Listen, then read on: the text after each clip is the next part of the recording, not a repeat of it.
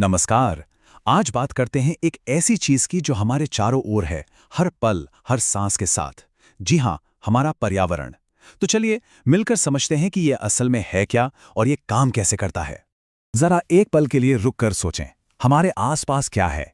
जिस जगह हम हैं वहां से लेकर बाहर की पूरी दुनिया तक सब कुछ। सवाल तो बहुत आसान सा लगता है ना? पर इसका जवाब ही आज की हमारी पूरी बातचीत का सेंटर पॉइंट है। इस बात को ना एक कहानी से समझते हैं। रवि की कहानी। सोचिए, रवि नाम का एक स्टूडेंट है। लंबी छुट्टियों के बाद जब वो स्कूल वापस आता है तो देखता है कि उसका फेवरेट प्लेग्राउंड वो गायब हो गया है। अरे वही मैदान जहां नरम नरम घास थी, गेंदे के फूल थे, रंग बिरंगी तितलियां उड़ती थीं, वहां अब सिर्फ बड़े बड़े गड्ढे हैं। क्यों?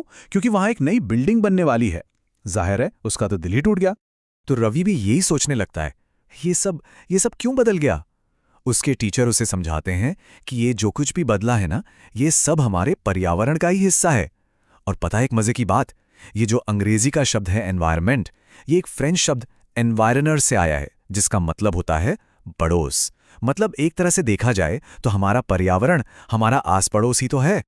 रवि के टीचर ने बात को और भी आसान कर दिया। उन्होंने बस इतना कहा, अपने आसपास जो कुछ भी दिखाई देता है वही पर्यावरण है।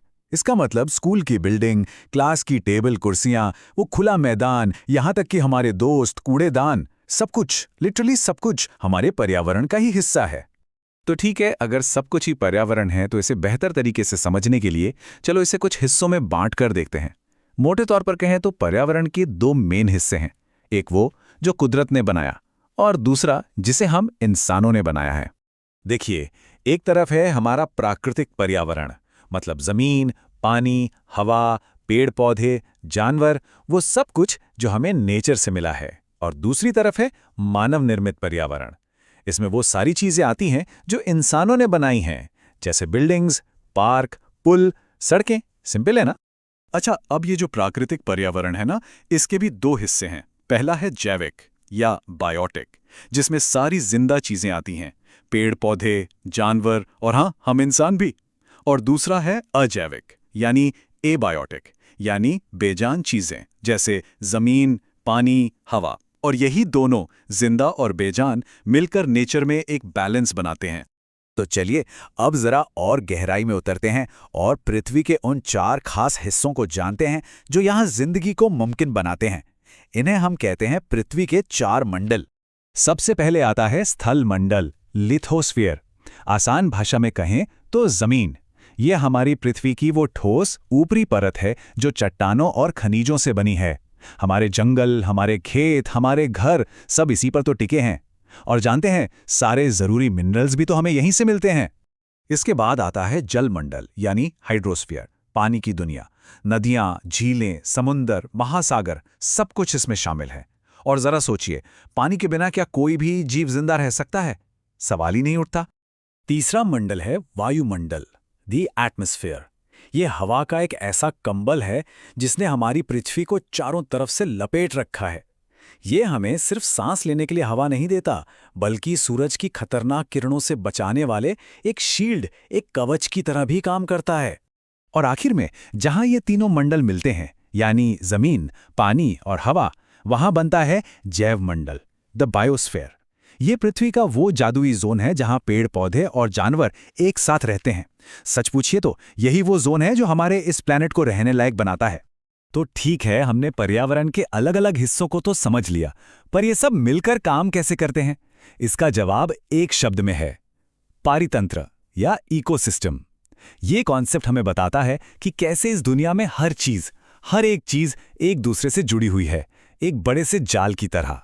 तो ये पारितंत्र आखिर है क्या? देखिए, आसान भाषा में समझें तो ये एक ऐसा सिस्टम है जहां सारे जीव जंतु और पेड़ पौधे अपने आसपास की बेजान चीजों के साथ, मतलब पानी, मिट्टी, हवा के साथ मिलकर रहते हैं। सब एक दूसरे पर डिपेंडेंट हैं। एक छोटा सा तालाब भी अपने आप में एक पारितंत्र है, और एक बहुत बड़ा जंगल भी।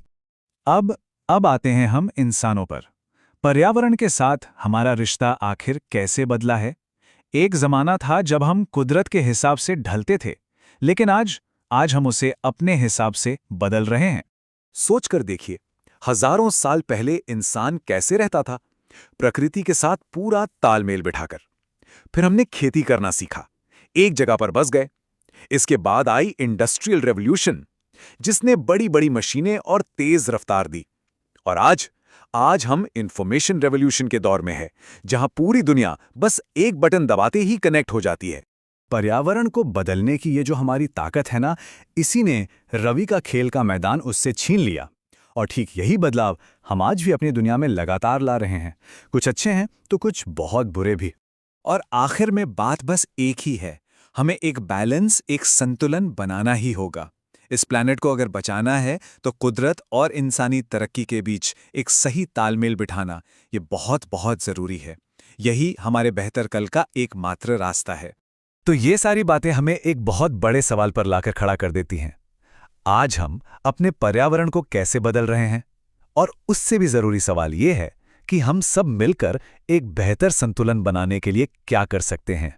इस पर सोचना हम सभी की जिम्मेदारी है।